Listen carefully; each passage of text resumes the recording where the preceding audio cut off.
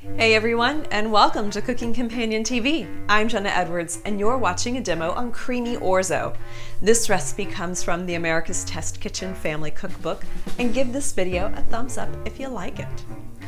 Orzo, if you don't already know, is a pasta like couscous, but it cooks a lot like rice and other grains. So we'll start with mincing an onion, which is really fine dicing. And here's a quick demonstration on the quickest way to finely dice an onion or even a shallot. Remove the ends while keeping the root intact. That's an important part. Then slice the onion in half and carefully cut long lines into the onion perpendicular to the root and leave about ½ inch of space at the root.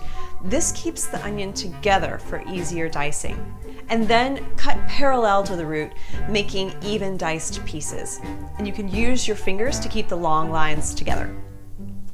Now we'll melt some butter in a large saucepan over medium-high heat. Add the onions and some salt and cook until they're softened, about 5 minutes.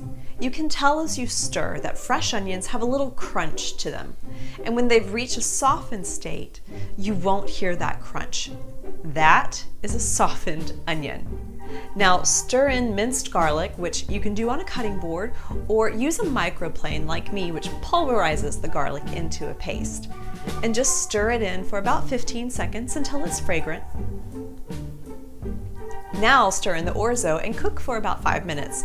The recipe says to cook until most of it is golden, but it already looks golden to me.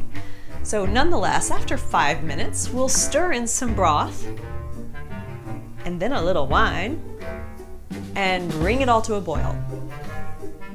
Then reduce it to a simmer and cook until the orzo is tender and the liquid has been absorbed, about 15 minutes. Now this reminds me of risotto, but with significantly less effort. So maybe you want to try some risotto flavors with this orzo technique. Also, if you use a vegetable broth, your orzo may look different than mine. I have a homemade chicken stock, which is quite gelatinous, and that makes this extra creamy. Now season with salt and pepper, and it's ready to serve. So that's it for this recipe demo of creamy orzo. Get the full recipe at cookingcompaniontv.com and subscribe to this channel for more recipe demos just like this. I'm Jenna Edwards, and thanks for watching.